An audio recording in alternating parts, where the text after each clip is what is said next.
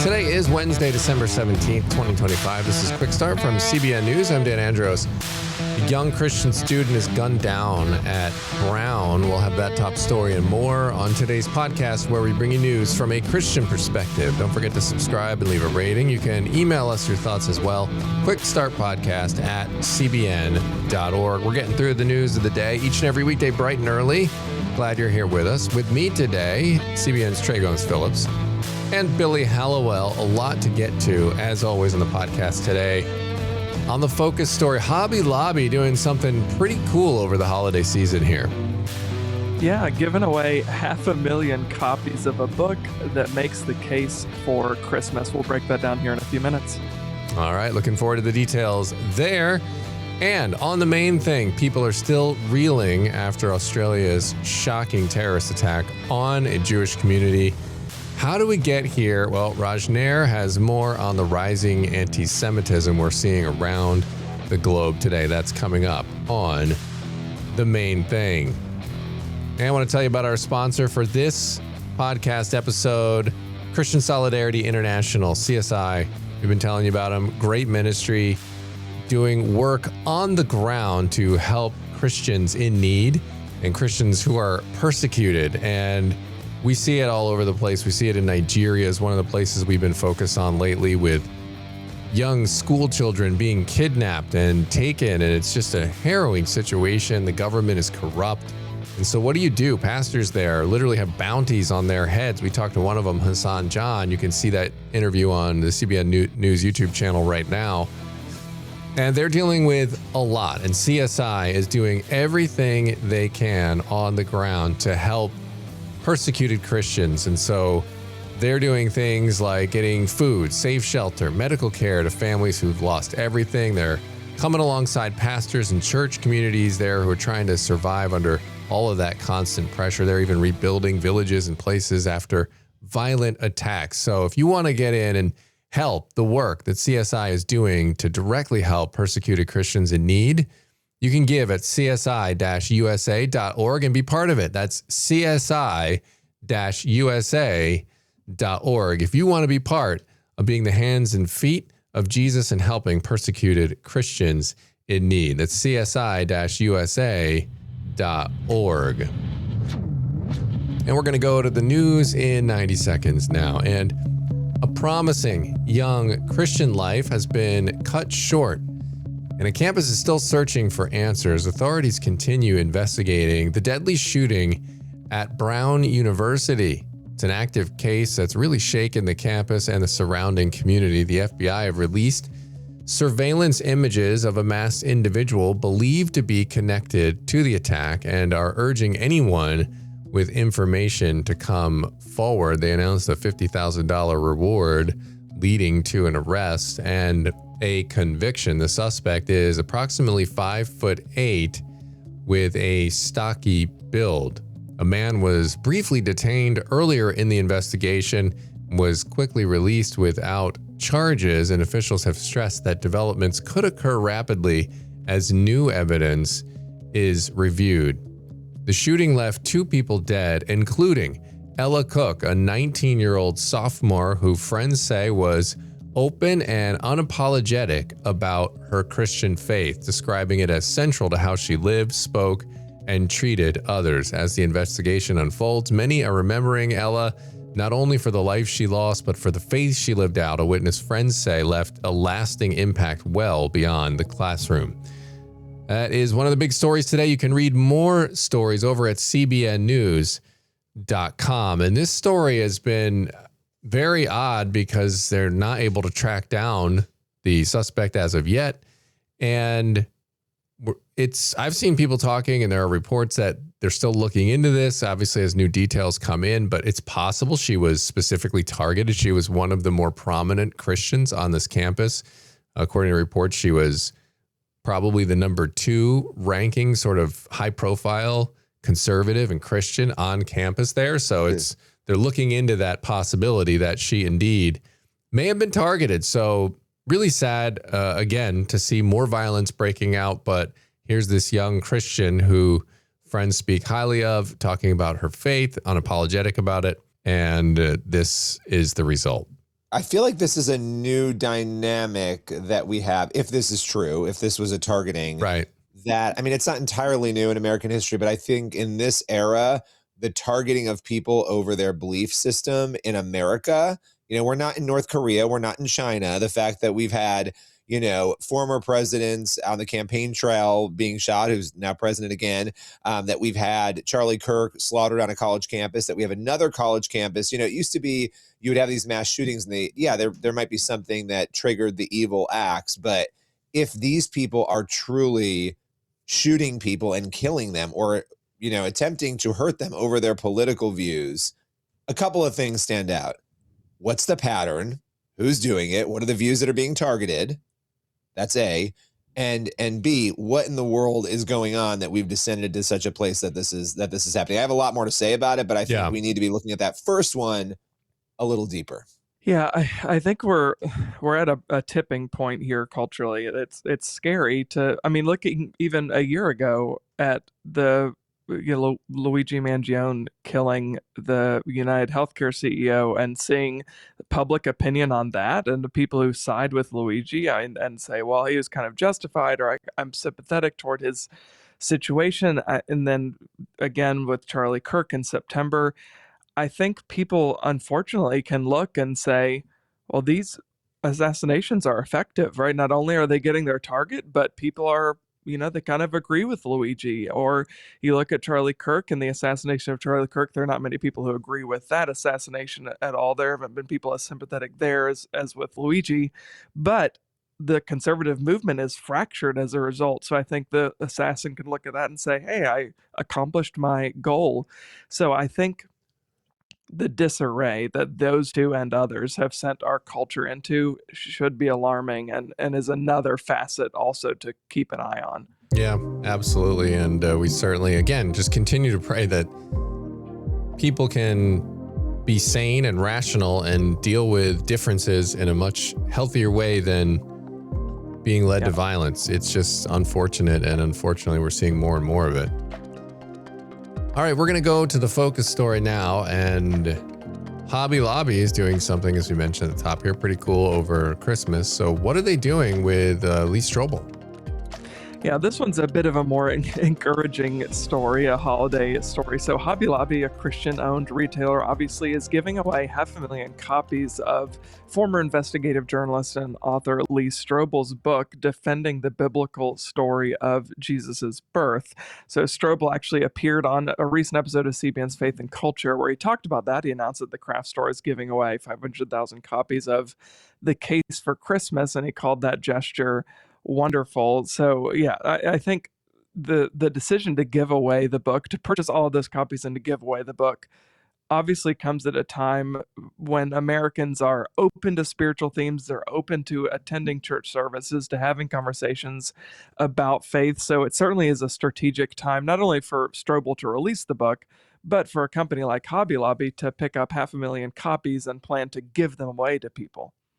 And so what are some of the stats about faith during Christmas time? Obviously, we know that this is an opportunity for Christians to, when other outside people are coming into church, maybe when they haven't, usually like Christmas and Easter, it's like the Super Bowl for Christians. So what are some of the stats here, though? Yeah, so I was kind of surprised digging into some Lifeway research data to find that fewer than 50% of Americans actually attend religious services during the Christmas season, which that was kind of discouraging. It's right at 47% of Americans go to a Christmas service during the holidays. But what was encouraging is more than half, 56%, said that they would likely go to a church service or some sort of Christian Christmas event during the holidays if somebody they knew invited them to go, which during our conversation, Strobel said, I think that is such a powerful statistic. He went on to reference Colossians 4:5-6, when the Apostle Paul encouraged believers, quote, be wise in the way you act toward outsiders, make the most of every opportunity. Let your conversation be always full of grace, seasoned with salt, so that you may know how to answer everyone. And Strobel said, here we have the Christmas season. This is an opportunity for us to seize. Invite them to a Christmas Eve service at your church. He said it can be a little uncomfortable, but take that spiritual risk and invite them. He said, don't just invite them to come, but offer to pick them up. And then he joked, he said, then you're pretty much 100% assured that they're going to show up if you're the one picking them up and taking them to a church service. So awesome to see, Hobby Lobby doing what they're doing, and also a good opportunity, as Lee said, for us to be, pick up a copy of something like that and give it to a friend, an unbelieving family member. But also, why not invite them to church? We live in a country where we have the freedom of religion, thankfully, even though we are facing more difficulties and more tumultuous times, as we were just talking about. But for the vast majority of us, the worst you're going to get is a no. So why not reach out and invite somebody to church? And so what kind of reach does Hobby Lobby have? Obviously, we know there's stores nationwide, but what are we looking at here? Yeah, so they have more than 1,000 stores in 48, the lower 48 states. And they obviously have developed a kind of a reputation for supporting Christian values and different causes over the years. The company says in its mission statement that their goal is, quote, honoring the Lord in all we do by operating the company in a manner consistent with biblical principles, as well as, quote, providing a return on the family's investments, sharing the Lord's blessings with our employees, and investing in our community. And this is obviously an instance of Hobby Lobby certainly investing in the community. So be praying for the 500,000 people who will hopefully be getting a copy of The Case for Christmas, and hopefully many of them are unbelievers and will be exposed to the gospel story, the nativity story, maybe for the first time. Yeah, it's a great way to reach people and give them something generously, but also give them something important. And I think at this time, people, I think, are, like I said, really open and really willing to listen, because millions of people are singing the gospel message in many songs, whether they know it or not, because they're Christmas classics. But then a lot of them, when you listen to the words, are very, very clearly about the gospel. And so let's just be praying that this is just one of those efforts that covers a lot of ground this Christmas season. I mean, this is the time to dig in. This is the time to share with friends and family and loved ones. And so I love this. I love this story. And look, it's always a good time to be sharing. But when people are naturally talking about Christ myths or talking about Jesus everywhere, every store is, even if they're not making it overtly, faith driven, this is the time to reach people's hearts. And especially after the year that we've had, the chaos that we've had in this country, in this world, this is the time is now. And we've seen it. We've said it a million times on this podcast, but people are sick of political correctness. I mean, even I think David Spade and Dana Carvey on their podcast, I think somebody sent that around our inner office thing, just showing them saying, like, what are we talking about with holiday tree? And like, these guys aren't like professing Christians that I know of. And they're sitting there saying, what is up with this? Why are people saying it's a Christmas tree? What are we doing here, guys? Let's just be honest about what we're celebrating. And so maybe the harvest is ripe here. So hopefully that is the case, and appreciate you bringing that one to the podcast today. And we're going to go to the main thing now. And as I mentioned at the top, since October 7th, man, we've seen some really sad increases in anti-Semitism.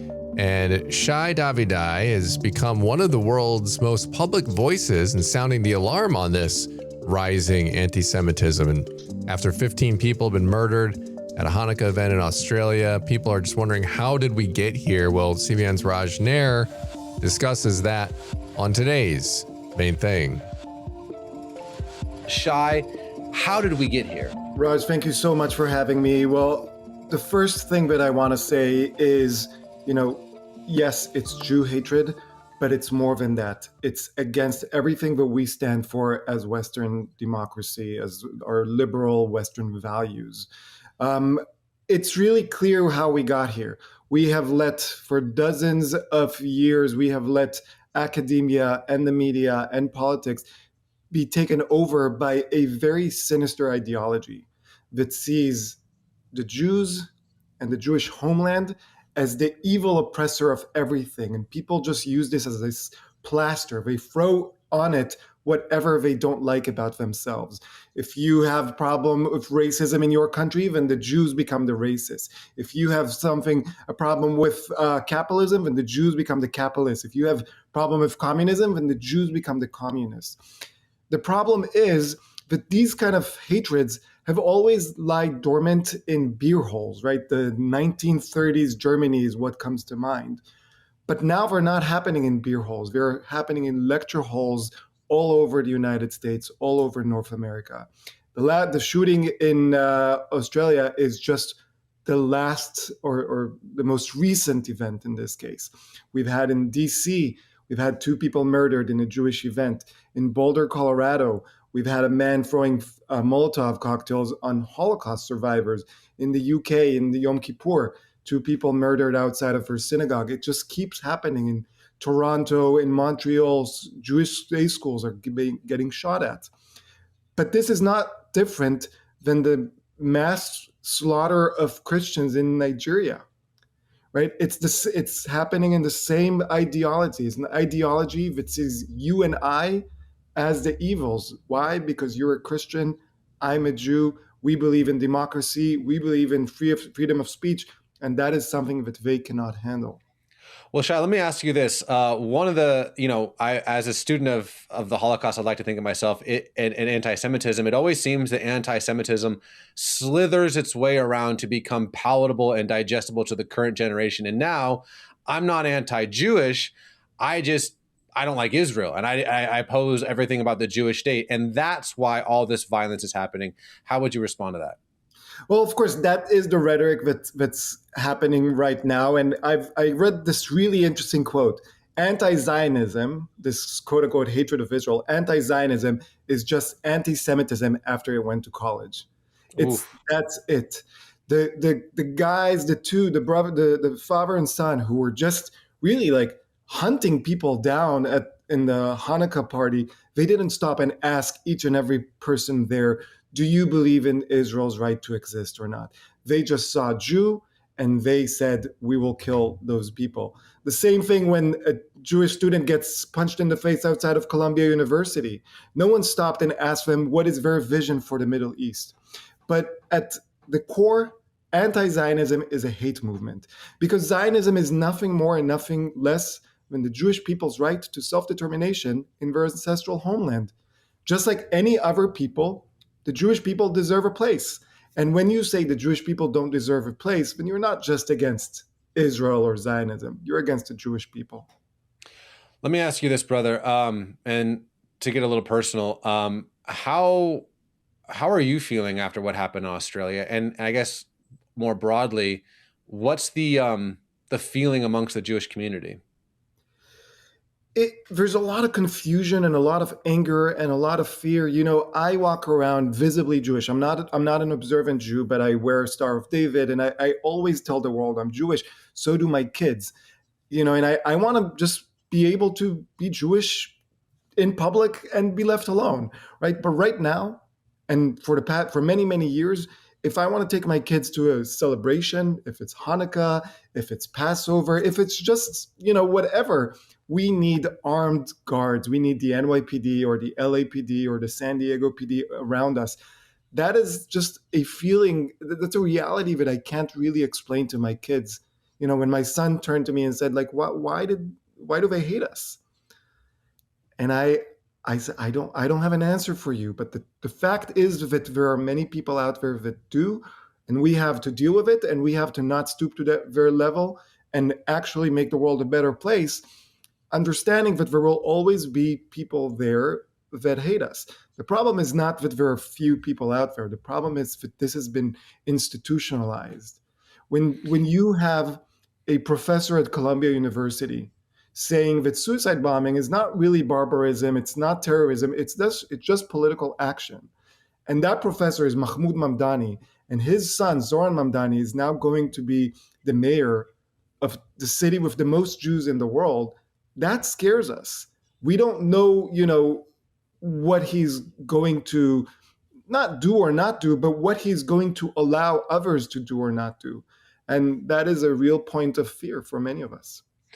You're a person that has their finger on the pulse of the next generation of what's being said on social media. And I think for maybe a lot of Americans who are just, I go to work, I pick my kids up from school, I go to Target if I need to, but they're like, it's over there kind of thing. But you keep talking about this institutionalized anti-Semitism, frankly. And so maybe could you just peel the onion back a little bit? What's really going on in these places of influence? So, my expertise, for lack of a better word, is academia, because that's where I've spent the past 15 years, 6 years at Columbia University, and before that in other universities. And you just see it in every aspect. You see it in classes where students are being told a one-sided, hateful narrative about Jews and about Israel, and are being instructed to take it as fact. I'll add to that we're also being told the same hateful narratives about the United States, right? About how the US is on stolen land and they should accept that as fact and feel bad about that. How they are inherently racist and they should be accepted as fact, right? So you got that at classes, you have that at departmental events, you have that in associations of professors that combine themselves from all over the country, that they elect to boycott the only Jewish homeland, the only democracy in the Middle East, and they elect to boycott it. You have that on very different levels. And then you have the administrators who are so afraid of these radical faculty, and we're talking dozens of faculty in each university, that they just let them reign free. This is what leads to, at Columbia University, not only professors and students chanting against Jews and the Jewish homeland, but also holding, instead of a Veterans Day, a Martyrs Day. So they dedicated Veterans Day to a day of, honoring terrorists. Wow. There's no other way to say it. So when people tell me, it's hard to follow, I tell them I agree. It's so complicated and hard to follow. But I want them to remind them it's not happening there, it's happening here. Mm-hmm. And it's going to come to where you live unless we all fight against that. Yeah, I obviously how a nation treats the Jewish people has always been a canary in the coal mine moment. And so maybe in closing, brother, you speak, you're very vocal on social media. You actually, before I get to my question, you actually said something about the state of Israel that I thought was really profound. Something along the lines of, this is actually what happened in Australia is why the state of Israel is necessary. How did you phrase that? Yeah, well, I said that as long as things like the massacre in Australia happens, that is the best reason why we need the state of Israel. For many, many Jews in the diaspora, and we're talking millions of Jews all over the world outside of Israel, Israel is the emergency exit. While they might not live in Israel now, they know that, if things turn really, really bad, they can escape. And we need the emergency exit. Right now, what's happening is that we have terrorists attacking the emergency exit and then terrorists attacking people that are stuck inside the building. So every attack like this reminds us why we need Israel so badly. All right, Raj, appreciate that conversation there. And that's going to leave us with time on the podcast today for one last thing. Proverbs 14:29, whoever is patient has great understanding, but one who is quick-tempered displays folly. As we inch towards the holidays, it can be an amazing time, but also a frustrating time. We got to make sure we don't cling on to the folly. Keep it calm. Yeah, also good advice just all the time whenever we're opening up Instagram, Facebook, X, whatever it is. Think before you tweet. Yes. Absolutely. Amen and amen to that. Something we could all think about as we head into today and the rest of the week in the holiday season. So remember to get on over to cbnnews.com, faithwire.com for more news from a Christian perspective. And if you want to help persecuted Christians in need, go to our partners there at csi-usa.org. God bless. See you back here tomorrow.